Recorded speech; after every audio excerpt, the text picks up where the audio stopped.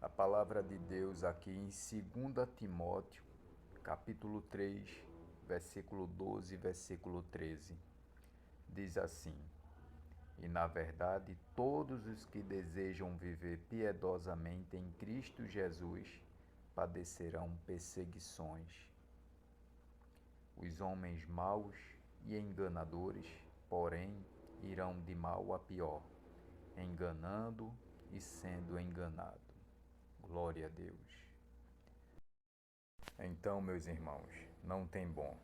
Todos que estão em Cristo passarão por perseguições.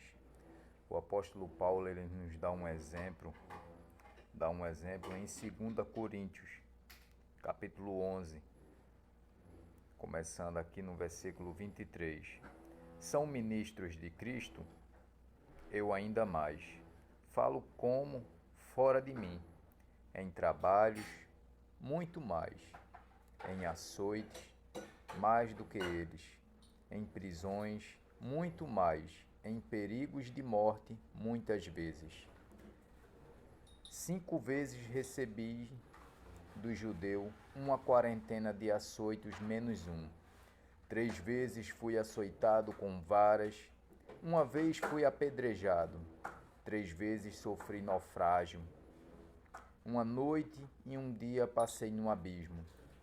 Em vigílias, muitas vezes em perigos de rio, em perigos de assaltantes, em perigos entre patrícios, em perigos dos gentios, em perigos na cidade, em perigos no deserto, em perigos no mar, em perigo entre os falsos irmãos, em trabalhos e fadiga, em vigília e muitas vezes em fome e sede, em jejum, muitas vezes e em frio.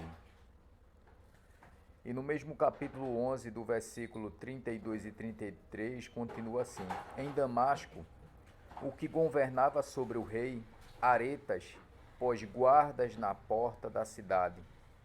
Ele pôs guarda na porta da cidade dos damascenos, para me prenderem, mas por uma janela da muralha desceram-me num grande cesto, e assim escapei das suas mãos. O apóstolo Paulo é um grande exemplo aqui, que todos aqueles que estão em Cristo Jesus padecerão perseguição. Não tem bom.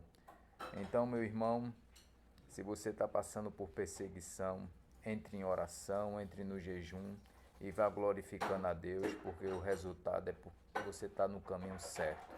Amém? Deus abençoe seu dia em nome de Jesus.